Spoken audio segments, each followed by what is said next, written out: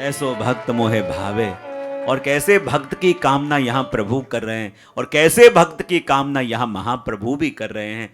तीनों प्रकार के दुखों की बात करी और ये भी कहा उन्हें यदि दूर करने का उपाय अवेलेबल हो तो फिर वो दुख को दुख रहने देना चाहिए नहीं। आदि भौतिक दुख में बताया, स्त्री पुत्रादि परिवारजनों और निकट के संबंधी मित्रजन जिनके द्वारा यदि ऐसे शब्दों के द्वारा के ऐसी पीड़ा मिली हो, तो पीड़ा तो मिली है, लेकिन यदि दूर करने का ऑप्शन अवेलेबल हो तो फिर वो दुख सहन करके बैठना नहीं चाहिए। ऑप्शन अवेलेबल है तो उसका उपाय भी करना।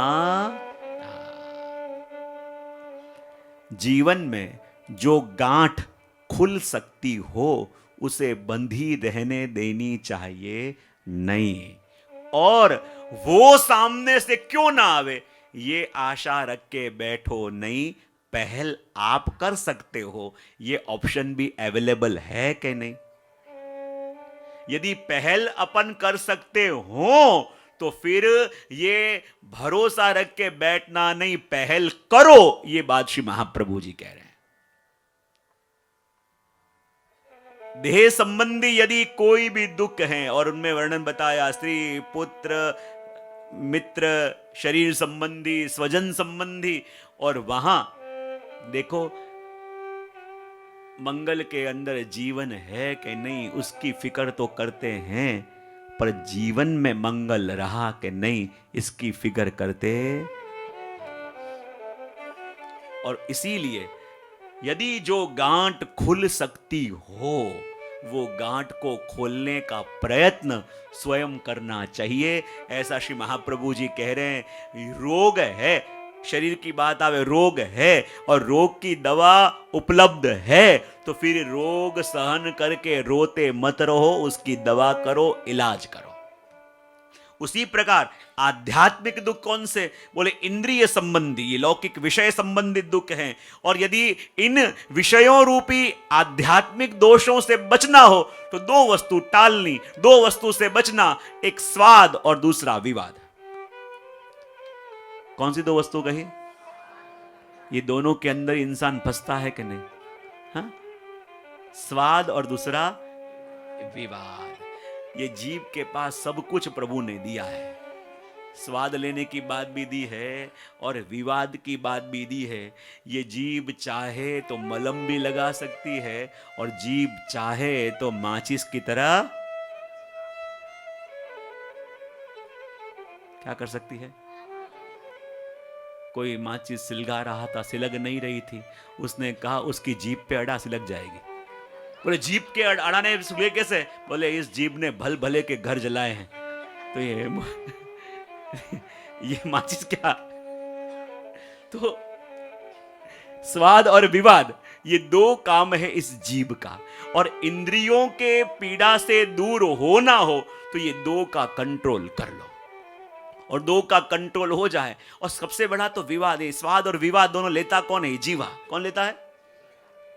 लेकिन जहां से उसे स्वाद आना चाहिए वहां का स्वाद तो लेता नहीं है। आज कहते हैं ना कि जब ये नलकुबेर और मणिग्रीव ने भगवान की स्तुति करी तो स्तुति करके क्या मांगा कि प्रभु आपने जो जिह्वा हमें दी है किस लिए? कि आपकी स्तुति करे। तो उस जिह्वा से जगत में आके हमने दो ही काम करे, एक तो अपनी प्रशंसा और दूसरी औरों की निंदा।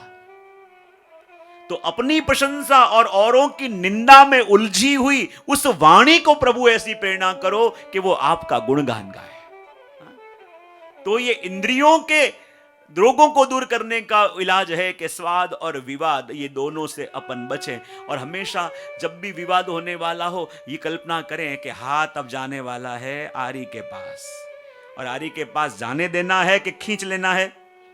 हाँ, तो जहां अपन को लगे कि अब विवाद होने वाला है उस समय मौन हो जाओ ना। यदि किसी ने कहा है कि सामने आग जल रही हो तो ठंडे हो जाओ, पर पानी की तरह, पेट्रोल की तरह। हाँ, कई बार मौन रह के भी पेट्रोल छिड़कते हैं तो फिर आग भड़केगी कि नहीं? तो उस प्रकार स्वाद और विवाद ये दो कंट्रोल हो जाए तो इंद्रियों के दोष भी कंट्रोल हो जाएंगे।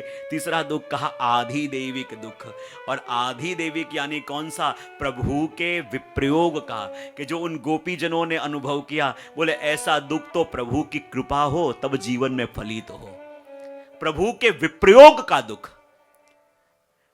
कई बार मैं कहूं ना कि अपने घर में प्रभु विराजते हैं, और मैं कई बार कहूं कि जैसे कोई स्त्री ब्याह के ससुराल में आई हो, ब्याह के ससुराल में आवे और सुबह उठ के जो भी पति के लिए वस्त्र निकाल के दे उसके पति पहन लेवे, कुछ भी खाना पीना दिया उसके पति खा पी लें, पर एक शब्द भी उसके पति उससे बोले ना। जो भी वो खिलाती पति खा लेते हैं, जो भी पीने को देती है पी लेते हैं, जो भी वस्त्र निकाल के देती है उसके पति पहन लेते हैं, पर एक शब्द भी बोले ना तो वो पत्नी कितने दिनों तक सहन कर पाएगी? 1 महीना होगा, 2 महीना होगा, 3 महीना होगा, जाके पैरों में गिर जाएगी कि चाहो तो मुझे डांट लो, चाहो तो मुझे जो चाहो कह दो, पर कुछ तो बोलो। यदि लौकिक पति भी 3 महीना न बोले तो कोई स्त्री सहन नहीं कर सकती।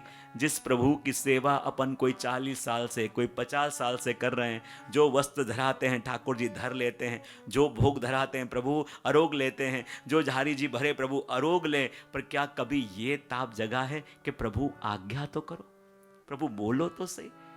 लौकिक पति भी 3 महीने न बोले तो कोई सहन न कर सके, और ये तो अपने अलौकिक पति हैं। और इतने इतने वर्षों तक भी न बोलने का जो ताप अपन को होना चाहिए, वो ताप यदि हुआ नहीं है तो फिर अपना कैसा भाग्य। और जब ये वियोग, ये विरह, जब ये वेदना मन में जगे तो मानो ये आधि दैविक ताप जगा है। और आधि दैविक ताप जब जगे वो तो अपने वहां फल माना गया है कि प्रभु के वियोग का फल, प्रभु के विरह का ताप अपने मन के अंदर जागे, वो तो फल है।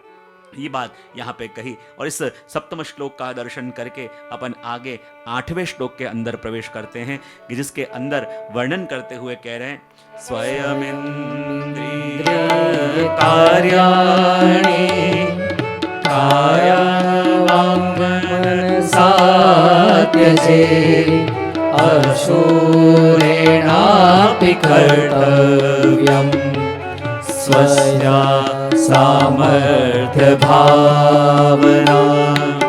श्री कृष्ण शरणं मम, जय श्री कृष्ण शरणं मम, श्री कृष्ण शरणं मम, जय श्री कृष्ण शरणं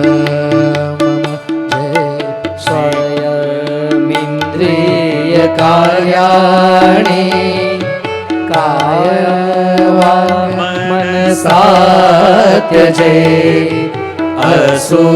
असूरेणापि कर्तव्यम् स्वस्या सामर्थ्य भावना। श्री कृष्ण शरणं मम, जय श्री कृष्ण शरणं मम, श्री कृष्ण शरणं मम, जय श्री कृष्ण शरणं मम, जय श्री कृष्ण शरणं मम, जय श्री कृष्ण शरणं मम।